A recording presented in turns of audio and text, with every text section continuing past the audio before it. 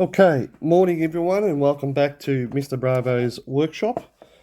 Okay, now today we're going to talk about sanding down the underside of this hull that I've patched up. Now, before we get started, yesterday in the video I called it putty. For those people out there who know what this is, it is technically not putty, it is body filler. It is very flexible. It is very flexible and quite okay to use in applications like this. Um, Here is a bit of the stuff that I had left over. Now, when I say flexible, let's see if I can, it's quite strong. So I can probably break that bit off and see that snaps. Now, but the thin area, which is what we're using here, it's flexible. I mean, it's flexible to a point.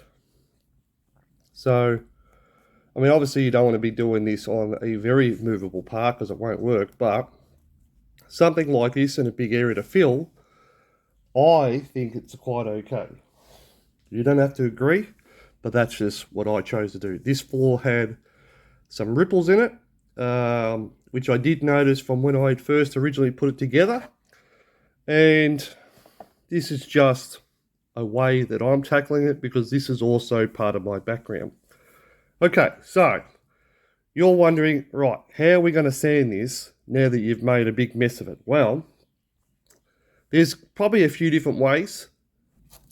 And here is one way. I've got a few of these laying around, so I've always got these laying around. You could use this, and you could possibly do it like this.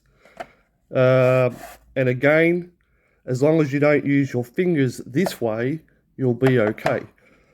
You could do it like this. I wouldn't use 800. My preferred way is get yourself a little block of some sort. This is an old sanding block I haven't used and it's just laying around. And then at my local hardware store, actually it was super cheap. I would prefer the black stuff because of COVID. There's none around, so I had to use this stuff. So these are 3 different grits of paper. What are we? So one is roughly 200.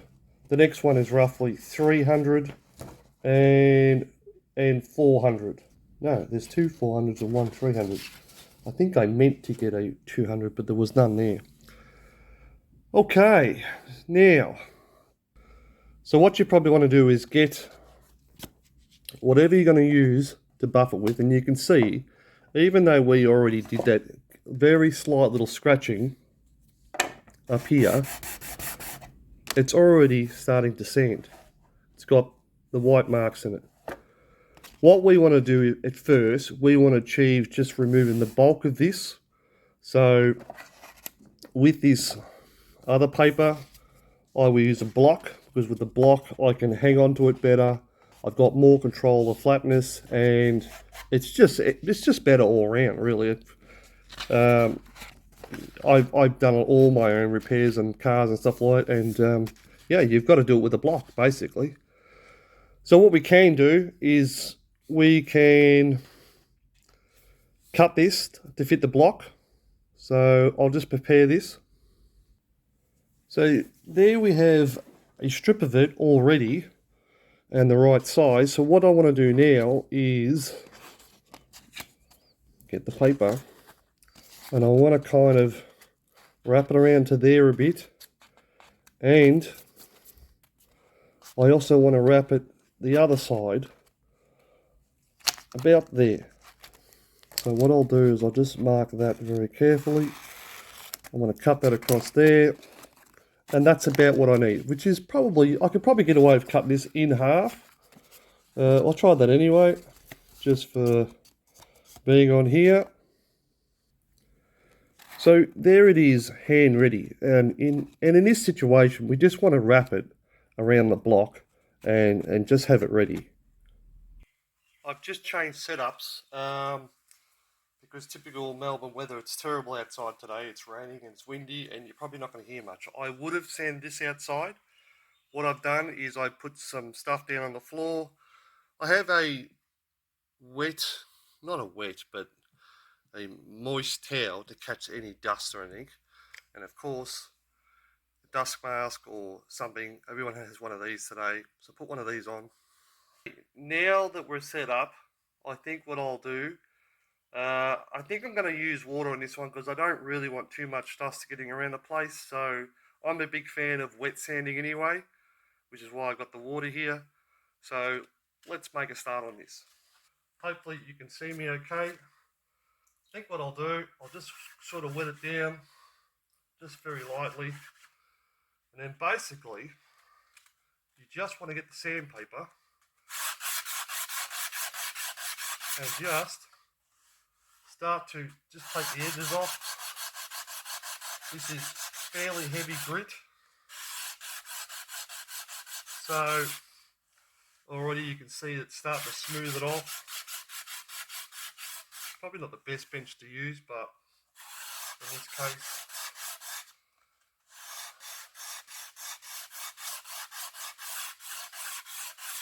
so you get the idea. Keep it, it's starting to clam up now from the dust. Just keep it nice and wet. Just wash it off. Just keep reworking it. And as you get the bulk of it off, then we'll change paper to the fine stuff.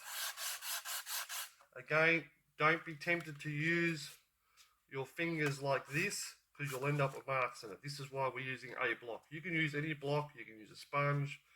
I'm just using this because, well, it suits my purpose. So we will keep going with this, and I'll come back when I'm about to change the paper. I've just come back in because I want to show you something that, you know, I'm sitting down and you're up there. So while I've got this wet, you can actually see any imperfections or actually how it's going to look like when you paint it up. If this was to be high polish, this is not going to be high polish, but the point of it is, while it's wet, you can very easily see any imperfections, which is another reason why I like to wet sand. So here we have it almost all down to the next lot of paper. I've removed most of it. It's nearly all gone. And I don't use gloves with this because I need to feel with my finger. Sorry, I just knocked the camera. I need to feel with my finger where the imperfections are. So we'll just give this a quick little wipe down now. While you're on there, take the excess off. So we're after a very smooth finish. There is a very slight imperfection here. I might quickly go and touch that back up, but the point of it is you can now see where we're going with this. I know you can see this. It just needs a smidge more. But now there's no line, and I'm going to guess there's no ripple. No, there's no ripple. I'm going to see if I can move the camera so you can see. Yep. Hopefully you can see that. So I'll give it a quick dry. I think you get the basic idea of where I was going with all that. And I did say before that I would leave the front section untouched so I could show you exactly how easy it is to sand. So this stuff, as you've seen yesterday, went on very easily. You would hit it with a higher number first. The stuff like just here, I left it on quite heavy.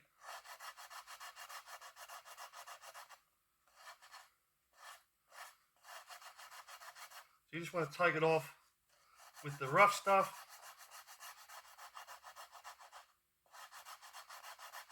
You can do that even with the block sander. I just thought I'd leave some on there. This is why I like wet sanding. It just basically is better. Wet sanding, you can see exactly what's going on. And you can see that line is already coming out. This is not very heavy, this paper.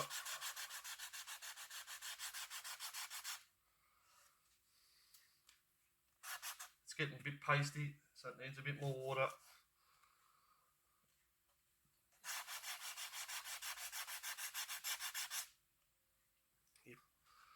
Yeah.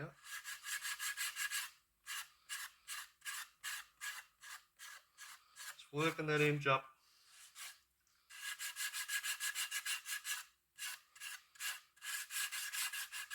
This is still the quite heavy paper. I mean, you can see the result I'm getting. It's coming up very nicely. It's a little dull, but when we hit this with the finer paper and then we spray this with undercoat, and technically if I hit this with undercoat, you're probably not going to see that little blemish there anyway. So what I think I'll do, I'll just continue going, but we'll change paper. So here I have the next block ready with the new paper. We're going finer this time. Finer means the higher the number. So now we're doing 400. We'll just quickly wet this down. We'll just back over what we've already been. We're just basically just trying to smooth out the lines now in which we created with the rougher sandpaper. So this is not going to really need much at all on fine tuning what you've already done. So we'll just quickly do this, concentrating more on this edge so we can blend it in nicely. So just running along there and this side as well. Just in case we hit any on here yesterday, we'll give that a small touch. And same with the other side. And already, we'll just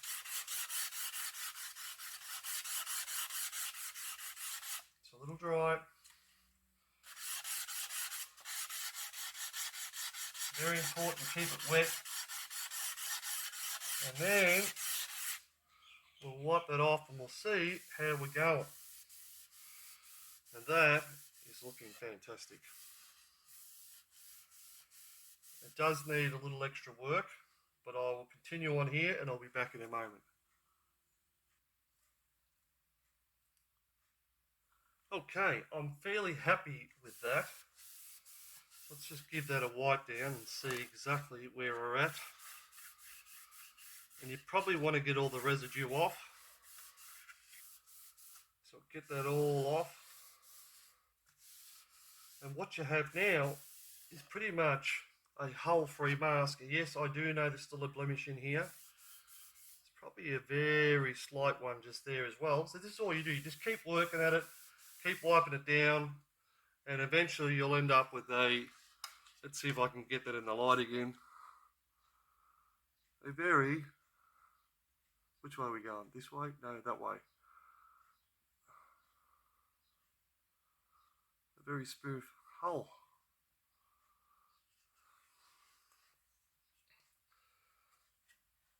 So I think we'll leave it there for now, and then I'll come back when I finalise it, and then I think the next episode, I think we'll paint it, we'll undercoat it, we'll do these last few bits. Well, I hope you enjoyed this bit of how to prepare the hull. You can do that on anyone. I mean, once this is painted, you'll never know this is not a was not a one piece. And like always, I'll see you next time. Bye.